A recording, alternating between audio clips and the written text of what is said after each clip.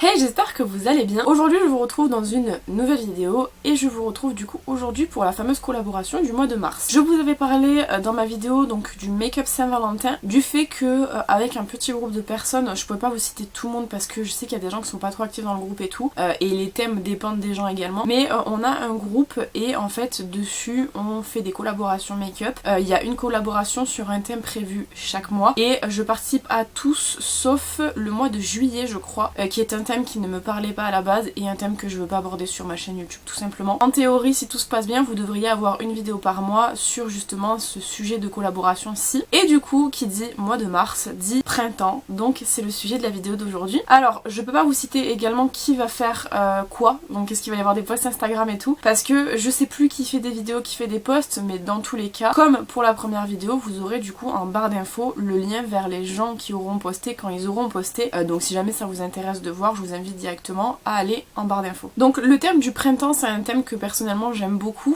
J'avais plein d'inspirations, plein de trucs que j'avais envie de faire. J'ai pas face chart celui-ci, contrairement à celui de la Saint-Valentin que j'avais face chart. Tout simplement parce que j'ai eu beaucoup d'envies différentes, de trucs différents, ça m'inspirait énormément. Et je me suis dit, il faut absolument que je face chart tout. J'ai pas eu le temps de le faire hier, donc du coup je l'ai pas fait. Et pour pas vous mentir, hier j'ai galéré à dormir parce que j'ai eu ce que j'appelle une poussée créative, où dans ma tête ça se poussait beaucoup, je me disais faut que je fasse ça, faut que je fasse ça, sauf que franchement tout ce que j'ai pensé ne rentrera pas. Donc je me suis dit on va faire au feeling. Voilà, donc on va faire aujourd'hui avec ce que j'ai devant moi, ce que j'ai sélectionné. J'ai rarement eu autant de produits devant moi honnêtement, et puis au fur et à mesure on va se laisser porter, on va se laisser guider, mais j'avais quand même une idée de base que je pense garder parce que c'est ce qui pour moi symbolise le printemps, et notamment du coup un maquillage pastel était forcément obligatoire pour moi, vu que pour moi le printemps c'est vraiment les teintes un peu pastel et tout, donc on va s'orienter vers ça aujourd'hui. J'ai déjà beaucoup trop parlé, il faut absolument que je commence la vidéo sinon demain j'y suis encore. Donc écoutez, j'espère que la vidéo vous plaira et je vous laisse avec la suite. Voilà, donc je vous ai zoomé pour que vous ayez accès à ma magnifique peau.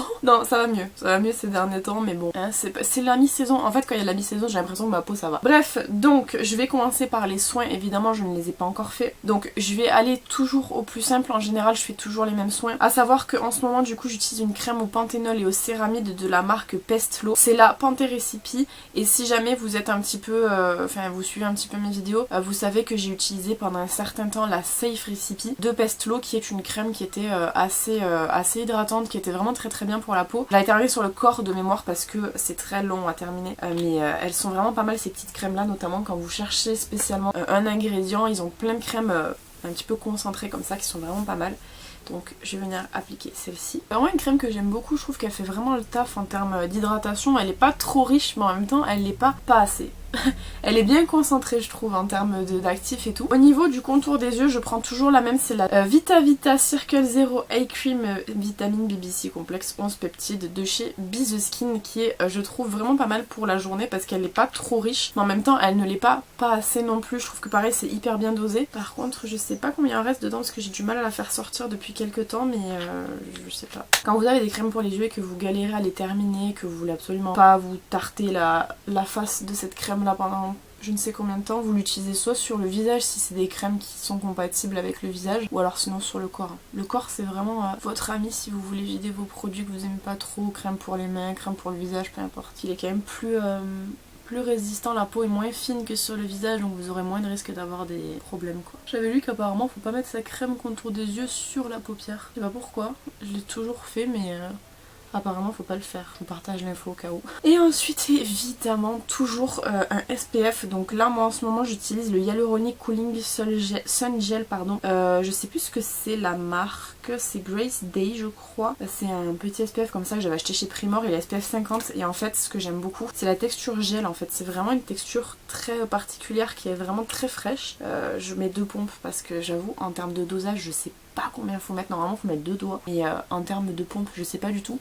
En tout cas je pense que c'est largement suffisant, et en fait elle est pas blanche, là elle fait blanche parce qu'elle s'émulsionne, mais elle a un fini transparent complètement et franchement j'aime beaucoup. Vous voyez, comme elle est hyaluronique, elle a un effet vraiment très très frais et elle peluche pas du tout, peu importe les matières que vous venez mettre dessus, donc c'est vraiment très très bien. Moi les textures gel c'est ce que je privilégie en général, bon notamment après dans la période printemps-été parce que du coup c'est des textures qui sont beaucoup plus fraîches et je trouve qu'ils réveillent un petit peu mieux et qui pour les peaux grasses en tout cas pour moi sont un petit peu plus agréables parce que quand c'est trop épais que vous avez la peau grasse vous savez ça fait... très très agréable. Ensuite on va pouvoir passer au maquillage. Alors j'ai pris deux bases parce que je veux deux choses différentes sur mon visage. Bon déjà j'ai pris la Base Tape de chez Tarte, c'est un primer hydratant. C'est mon primer que j'avais dans ma rotation de février. J'ai pas encore eu l'occasion de faire la rotation de mars. Mais en gros ce primer je vais l'utiliser sur tout le visage. Donc je vais l'appliquer de manière absolument normale. Petite astuce que je vous donne parce que j'y pense, si jamais vous prenez pas des crèmes solaires en gel, que vous prenez vraiment des crèmes solaires, il faut attendre 15 à 20 minutes que la crème solaire soit aspirée dans la peau pour éviter que ça peluche. Donc c'est pour ça que je vous dis que c'est plus intéressant de prendre du gel finalement parce que ça pénètre quand même beaucoup plus rapidement et ça peluche pas. Et du coup la deuxième base c'est la The Perfector Poreless Blur Primer à base de niacinamide de chez Catrice qui est très connu. C'est un petit truc comme ça et en fait ils en ont fait plein, il y en a la vitamine C, il y a la bleue qui est à base d'acide hyaluronique, il y a la verte qui est correctrice je crois. Et celle-ci je vais venir justement la localiser plus sur les zones où j'ai des petits pores dilatés, c'est-à-dire ici, peut-être le menton, j'en ai pas trop au menton mais on va quand même venir en mettre je pense. Je la chauffe un peu sur le dos de ma main, quand vous avez des bases comme ça qui sont comblantes c'est pas mal de chauffer pour éviter que ça peluche après sur le teint quoi.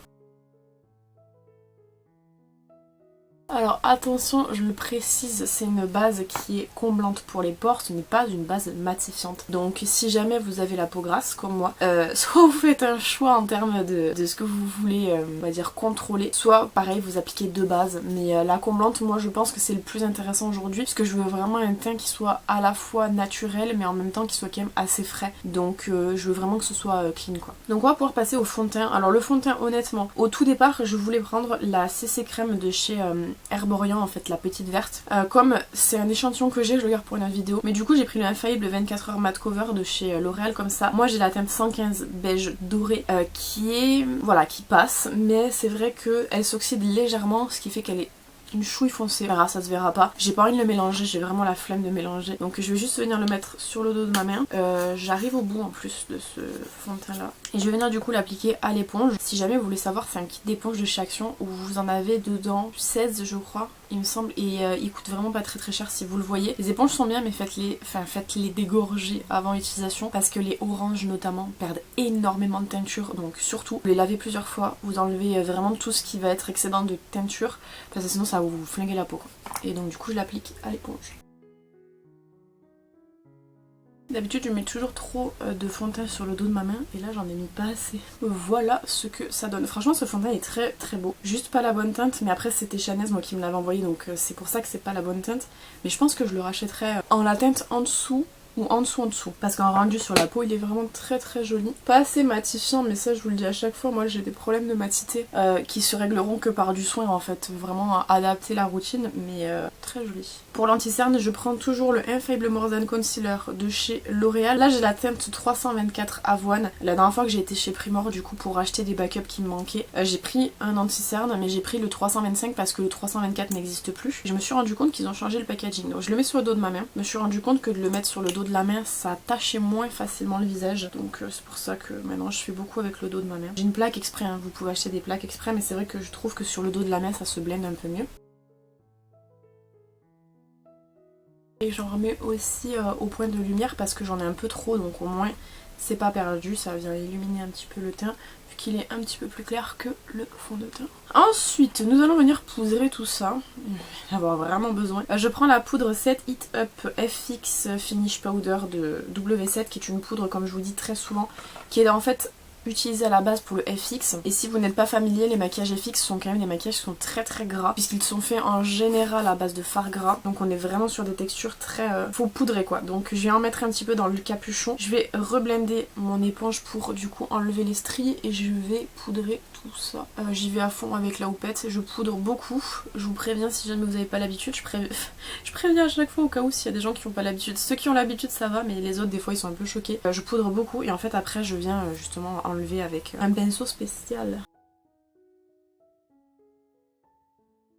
Voilà, comme ça on est bien poudré. Et une fois que j'ai surpoudré, je viens avec un pinceau duo fibre. Je prends les duo fibres parce que je trouve qu'ils sont vraiment pas mal, parce que ils accrochent pas le teint quand vous faites ça.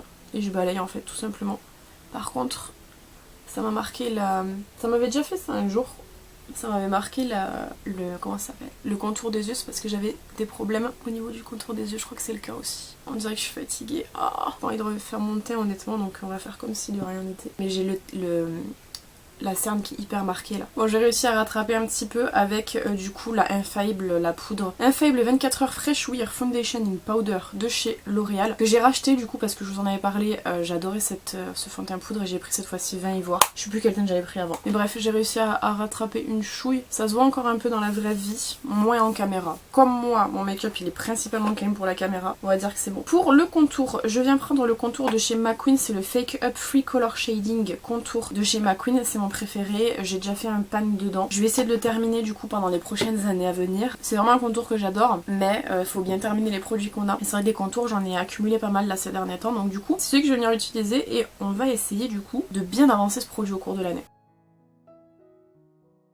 Voilà, donc je viens surtout, on va faire cette zone là parce que j'ai le visage qui est quand même assez rond, parce que ça se voit. Et ensuite je viens prendre un gros pinceau et je viens balayer. Alors comme c'est un maquillage qui reste quand même assez frais vu que c'est printemps et tout, je vais pas non plus trop travailler notamment le bronzer. On va plus venir travailler le blush surtout. Mais là c'est largement suffisant, c'est une manière de structurer un peu. Pour le blush du coup je viens prendre un produit que j'ai jamais testé. C'est ce produit-ci, c'est un petit duo de chez ELF. Il s'appelle le Beat Size Face Duo. Duo miniature pour le visage. Alors moi j'ai pris la référence Goyave et je les ai jamais testés. Ceux-là pareil c'est Chanès qui me l'a envoyé. Et en fait ce que j'ai bien aimé c'est le blush, parce que l'autre produit bronzer qui est avec, c'est un bronzer lumineux et je trouve que la teinte est un petit peu foncée quand même pour moi, mais par contre je voulais vraiment un blush qui soit assez frais, qui donne un côté bonne mine quoi, et j'adore les blushs et du coup je vais tester celui-ci. Par contre contrairement à d'habitude où vraiment je l'applique plutôt vers ici, je vais un petit peu plus me concentrer vers le milieu, voir un petit peu ce que ça peut donner. Mais j'ai hâte de voir parce que ces blushs, j'en ai énormément entendu parler, j'en ai 2 je crois ou 3 que Chanès m'a envoyé. Mais celui-ci était celui qui allait mieux le rendre je pense. Et je vais venir donc du coup... Voilà, l'idée c'est vraiment pas de lifter comme d'habitude, en fait je lift, je remonte et en fait ça lifte vraiment le teint. C'est plus pour donner un côté un peu mignon, alors du coup je vais focaliser ici, un peu comme à l'époque, je sais pas si vous vous rappelez, mais il y avait vraiment des blushs très ronds là et apparemment c'est la mode cette année, ça revient, donc je vais juste utiliser cette technique là pour ce make-up particulier, mais c'est pas une technique personnellement que j'aime trop parce que la forme de mon visage ne va pas du tout avec cette technique je trouve. Vous mettez puis vous tirez un petit peu vers les côtés. Et je vais en mettre un petit peu sur le nez évidemment. On dirait tout de suite que je sors du bar, c'est assez terrible. Voilà, et du coup... oh c'est terrible. Et du coup je vais me prendre pour estomper un petit peu, notamment le nez. Parce qu'on dirait vraiment que j'ai un coup dans le nez quoi. Ça va, c'est pas mal. J'aime bien, mais c'est vraiment pas une technique que je referai pour d'autres maquillages je pense. Parce que moi je suis vraiment plus dans le lift vu que j'ai un visage comme je vous ai dit très rond. Au niveau de l'highlighter, j'ai pris l'highlighter duo de la collection qui s'appelait Sicilian Note de chez Kiko. Là c'est le Gold Pantelleria, je crois que c'est le nom. En fait c'est un highlighter où vous avez 2 teintes. Vous avez donc dans le centre un rosé et dans le contour un truc un peu plus doré. Je vais essayer de prélever un maximum de rosé, mais je vais quand même un petit peu déborder sur le doré. Mais j'ai vu que c'était des highlighters qui avaient... enfin les highlighters Kiko en général ont beaucoup de puissance. La puissance des highlighters Kiko est quand même assez ouf. Par contre, je viens pas changer la position de l'highlighter, je prends la même position que d'habitude. Ouais, je les trouve jolis les highlighters Kiko, moi j'en ai pas. Ça c'est Chanès qui me l'a envoyé aussi. Chanès m'a envoyé beaucoup de produits, si vous avez vu la vidéo où j'ouvre ces merveilleux colis qui étaient immenses. Et du coup ça faisait partie des produits qu'elle m'avait envoyé, mais moi j'en ai pas de chez Kiko, je sais que ma grand-mère en a. Et j'ai toujours dit que c'était les plus beaux highlighters parce qu'ils sont pas très chers. Bon. Ils étaient pas très chers à l'époque, aujourd'hui ils ont grave augmenté, mais il est très joli, j'aime beaucoup. Et évidemment on va terminer le teint avec un petit coup de spray fixateur et j'ai pris le Matte Fresh Setting Spray de chez Shiglam qui est... il est très bien. C'est mon préféré pour le moment, je dis pour le moment parce qu'en fait j'en avais un autre que j'aimais beaucoup mais qui n'existe plus. Mais il est vraiment très bien celui-ci pour le prix. Vous avez une petite bille donc faut secouer.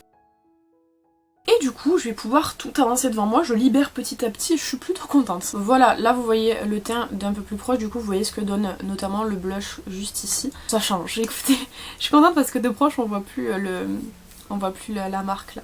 Le fond de teint est vraiment pas mal. Bref, donc comme toujours, je vais venir du coup utiliser un petit lip balm en fait pour nettoyer mes lèvres, pour enlever le fond de teint qu'il y a dedans. Et je vais venir du coup appliquer par dessus, comme toujours, le Hot Shot Put Plumping Gloss de chez W7. Je commence à baisser quand même vachement ce gloss. Je sais pas si vous voyez, il y a moins de matière vers le bas. J'ai espoir de pouvoir le terminer avant de partir en juillet. Je pense que ça devrait le faire et auquel cas je partirai en juillet avec un autre. Avec le froid peut-être parce que j'en ai un qui est sous le même dispositif mais froid que j'avais acheté pour voir la différence avec le normal. Il n'y en a pas. Vraiment j'ai même pas ce côté froid avec le froid donc voilà. Donc pour les lèvres c'est bon, maintenant il n'y a plus qu'à laisser faire, ça va plumper tout seul donc je vais m'occuper de mes sourcils en attendant. Je vais faire enfin en fait c'est un maquillage normal, je vais pas faire de trucs artistiques ou quoi donc vraiment si jamais vous avez l'habitude à mes make-up, vous savez très bien que jusqu'aux yeux ça va pas trop vous perturber. Donc je prends au niveau du crayon pour les sourcils le Max More, je sais plus c'est quoi la référence, ça s'est effacé mais en tout cas c'est un crayon pour les sourcils. J'aime beaucoup mais je crois qu'il n'existe plus. J'ai été chez Action là vendredi je crois. Il n'existe plus, je suis dégoûtée. J'aime trop au printemps, ça me fait penser parce que là j'entends c'est à la campagne on a les oiseaux qui reviennent et qui se remettent à chanter. Là c'est à la fin du mois, vous verrez ça au moment M. Moi on est que le début du mois, enfin on est le 11 mars donc on est début milieu. Mais j'aime trop le printemps, c'est trop cool. Et du coup pour venir fixer cette fois-ci je prends le Gimme Brow de chez Benefit. Je prends pas le produit de chez Lidl parce que j'ai des petits Gimme Brow comme ça et c'est vrai que comme le compartiment est plus petit, ça a tendance à sécher plus vite. Je vais venir utiliser pendant un certain temps le Gimme Brow je pense.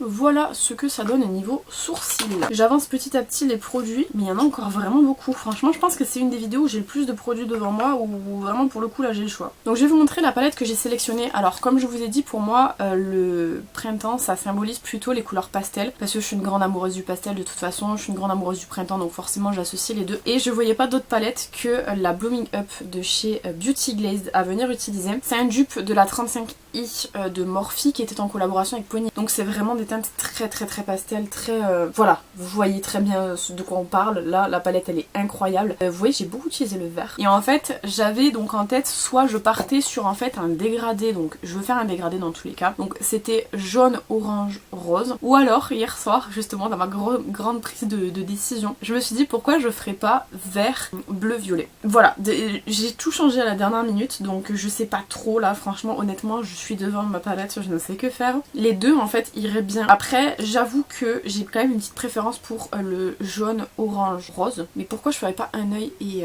l'autre différent. Donc voilà, je pense que je vais partir en fait vraiment plutôt sur la teinte jaune, orange, rose. Et comme ça me donnera l'occasion de faire une autre vidéo qui sera aussi sur le thème du printemps, pourquoi pas, avec du coup un autre make-up vu que là mon cerveau il m'en a pondu je ne sais combien. Donc je pense que je vais faire ça. C'est du pastel, si vous avez la possibilité mettez une base blanche. Moi je ne vais pas en mettre parce que j'aime pas mettre des bases, vous savez, ça fait surcouche, j'aime pas vraiment. Donc je vais voir si j'arrive à m'en sortir sans base, donc sans base blanche, et si jamais c'est pas le cas, je viendrai en mettre une. Je vais venir déjà sélectionner, donc comme je vous ai dit on va venir faire en fait un dégradé. Je vais mettre la palette bien devant moi, comme ça je vous donne bien les couleurs. Je vais vous montrer déjà ce que ça pourrait donner avec les teintes. Donc je prends mon jaune, j'ai dit orange, j'ai pas trop d'orange. En fait je vais utiliser que des fards à effet. On va dire que ça c'est orange et on va dire celui-ci pour le rose. Ça ferait quelque chose du coup comme ça.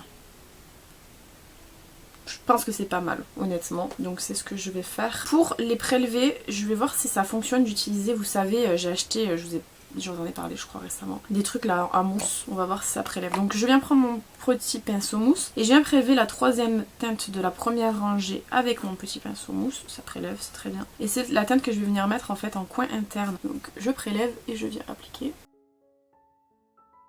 Ça se voit, c'est très light mais je sais vers quoi je vais partir donc ça me convient de cette manière là. Ensuite, donc j'ai pas envie de faire des grandes nettoyages de pinceau donc je prends l'autre côté et je vais venir du coup appliquer la première teinte de la quatrième rangée qui est en fait un bébé rose. Pareil un fard à effet que je vais venir utiliser en fait sur le centre de la paupière et en fait comme j'ai gardé l'autre côté de l'embout mousse je vais pouvoir estomper les deux pour les dégrader ensemble.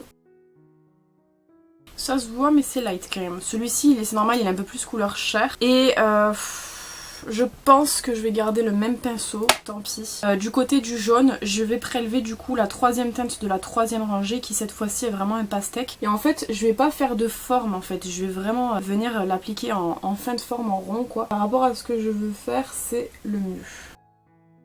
très performant. Après c'est du pastel, je vous l'ai dit, et en plus de ça c'est même pas prélevé au doigt. Je vais voir si avec le doigt j'aurai peut-être une plus grosse intensité, notamment pour ce deuxième fard là qu'on a appliqué au milieu. Ça semble prélever un peu mieux au doigt, donc je vais repasser en fait sur chaque teinte avec mon doigt. Tant pis. Voilà, comme ça globalement c'est ce que je voulais. Je voulais pas un truc très marqué pour la simple et bonne raison que je vais venir mettre des paillettes par dessus. Alors au niveau des paillettes je prends les Metal Flash Metallic Glitter Eyeliner de chez W7. Ça c'est la référence Iridescent je crois, il me semble, c'est ça, ou Indecent. Et en fait je vais venir me servir de ces petites paillettes-ci pour venir appliquer sur toute la paupière où j'ai mis du fard à paupières. Voilà, c'est super mini, j'aime beaucoup les paillettes comme ça. J'avais pris aussi, si jamais, des petites paillettes comme ça, enfin des grosses paillettes plutôt, de chez Colourpop que Marine m'avait offert. Sauf qu'en fait, c'est des petites paillettes, grosses paillettes, dans ce style-là. Et c'est des flakes en fait. Et je pense que ça serait un peu trop gros, si j'en mets là. Ouais, c'est un peu gros. C'est un peu trop gros par rapport à ce que je veux. Donc ça, je le garderai pour un autre thème, je sais déjà lequel. Pas pour celui d'aujourd'hui. Donc avant de s'occuper des détails, je vais venir tout simplement faire le ras de cils inférieur. J'ai pas prévu grand chose honnêtement. Juste manière de marquer un petit peu. Je vais venir prélever du coup la troisième teinte de la deuxième rangée. J'allais dire la dernière teinte, pas du tout. Qui est en fait un petit pastèque que je vais venir du coup appliquer en ras de cils inférieur. C'est du pastel donc ça se voit pas beaucoup. C'est juste pour souligner un petit peu le regard plutôt. Et ensuite je viens prendre du coup la quatrième teinte de la première rangée qui est entre le jaune et le vert et je vais m'en servir pour venir estomper. Voilà, donc pour la palette c'est bon. Donc on va passer à tout ce qui est autre, qui va servir du coup à agrémenter un peu ce make-up qui est comme ça assez fade. J'ai pris une multitude de liners. Comme ça. Je voulais du rose, apparemment j'en ai pas, donc soit je vais en faire moi-même, ce qui est même pas sûr, soit je vais utiliser en fait les teintes que j'ai déjà, et l'idée ça va être de venir faire peut-être 3 fleurs de chaque côté, donc des fleurs assez simples quand même. Je suis pas très forte en dessin honnêtement. Pour le make-up de Saint-Valentin, je sais pas si vous vous rappelez, j'avais fait des cœurs, j'avais galéré. J'ai pris exactement les mêmes produits, donc j'espère que ça ira quand même mieux cette fois-ci, mais j'en ai pas refait hein, depuis, donc on va voir. Donc je vais déjà venir commencer par prendre du coup, tous les eyeliners viennent d'AliExpress, c'est des duo liners comme ça que vous trouvez, vous avez je sais pas combien de teintes qui existent, voilà il y a tout ça moi que j'ai, j'en ai d'autres derrière qui sont vraiment très bien. En fait je vais venir donc du coup prendre donc dans le capuchon du liner, je mets de l'eau Evian, de l'eau de qui vous voulez. Je le mets plus directement dans le produit parce que je trouve que c'est moins performant de le mettre directement dans le produit. Je vais venir tester de réessayer de faire avec des dotting tools. C'est les accessoires que vous avez en fait pour faire les trucs sur le vernis. Je sais pas trop quelle taille prendre, je vais prendre peut-être celle-ci. Je vais venir mettre mon dotting tool dans l'eau, le plonger dans le liner. C'est ce qui m'est arrivé la dernière fois. Attendez, je vais essayer de voir si je mets dedans. Est-ce que ça change quelque chose? C'est peut-être mieux alors du coup de mettre dedans. Mais alors par contre, pensez bien, une fois que vous avez terminé, à mettre un coup d'eau, enfin un coup de, pas d'eau, de papier dans votre liner. Sinon vous risquez de l'abîmer. Et on va essayer de faire les fleurs. Je vais plus parler parce que c'est très précis et que j'ai les mains qui tremblent. Donc il faut vraiment que je me concentre.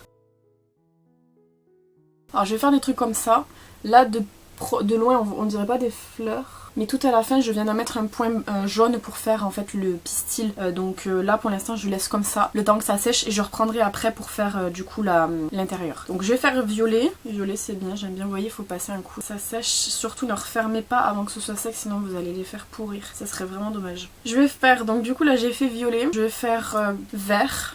Je vais prendre le vert le plus clair, donc avec mon liner vert. Mettre dedans finalement c'est une bonne idée. Voilà, mais il faut vraiment penser à bien les sécher. Là aussi, puis je vais en refaire un peu plus vers l'intérieur. C'est pas très symétrique. La symétrie, je vous ai toujours dit, j'ai vraiment énormément de mal avec la symétrie. C'est mon plus gros problème en make-up, c'est la symétrie. Quoique ça va, mais c'est pas le meilleur que j'ai fait. Et du coup, je vais faire du petit rouge, juste ici, pour la dernière fleur. Je pense que 3, ça sera bon. C'est juste manière de... Ou alors j'en fais une là et une plus vers là. Mais du coup, j'ai pas trop d'autres couleurs. J'ai du marron en couleur ou du blanc. On va faire du blanc après. Celle-là elle est jolie. Ouais, celle-là j'aime bien. Avec le rouge c'était plus simple, je sais pas pourquoi. Mais vous voyez, c'est ce que je vous disais, faut absolument les nettoyer après parce que sinon vous avez ça là. Le rouge il a tout bavé dans le bleu. Et du coup je vais terminer avec le petit blanc qui avec mon marron, c'est mon kit préféré celui-ci. Par contre faut faire gaffe, ouais ça peut baver. J'ai mal enlevé le rouge. Il y en a un qui est plus descendu que l'autre. Le blanc bave. Le blanc bave un petit peu. Je vais essayer de... Non, le blanc là il a trop bavé de ce côté, c'est pas pas très joli. Je pense que j'avais mis un petit peu trop d'eau. Donc je vais leur refaire celui-ci. Voilà, donc là nous avons toutes nos petites fleurs, donc c'est pas mal. Je vais revenir juste passer un petit coup. Et dans le verre aussi. Et donc du coup maintenant je vais venir terminer en prenant mon petit jaune que j'ai. Donc ça c'est un autre duo qui sont plus petits mais qui sont tout aussi bien en fait. Hein, mais vous avez des couleurs un peu plus intenses dans ces petits comme ça. Et donc pour ce petit je vais venir prendre le jaune et je vais juste venir faire un plus petit point. Donc du coup je prends l'autre côté à l'intérieur de chaque fleur pour que ça fasse comme si c'était le pistil en fait.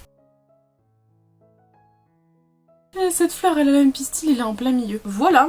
Je sais pas si je fais une petite ligne verte pour toutes les relier ensemble. Ça serait joli même. Non, je vais laisser comme ça. Je pense que comme ça c'est plus joli. Ça c'est mon problème, c'est que je sais pas trop prendre des décisions donc... Bah écoutez, les dotting tools la dernière fois j'ai galéré. En fait je pense que c'est juste une question de savoir comment s'y prendre parce qu'au final c'est pas si compliqué que ça quoi. Bon du coup, au niveau du crayon, j'en avais pris énormément, j'avais pris tout ça. Et au final je vais rester sur le rose vu que j'ai fait un ras-de-cils rose. Je vais prendre du coup, c'est la référence Pink Peach et c'est en fait un rose comme ça. C'est ceux de chez Max & More que vous trouvez chez Action qui sont vraiment très bien pour le prix. Ils coûtent pas très cher et ils sont vraiment hyper cool. Au niveau du mascara je vais venir en utiliser un nouveau que j'ai pas testé avec vous. Je l'ai testé sur TikTok donc si jamais vous ne me suivez pas sur TikTok je vous invite à le faire.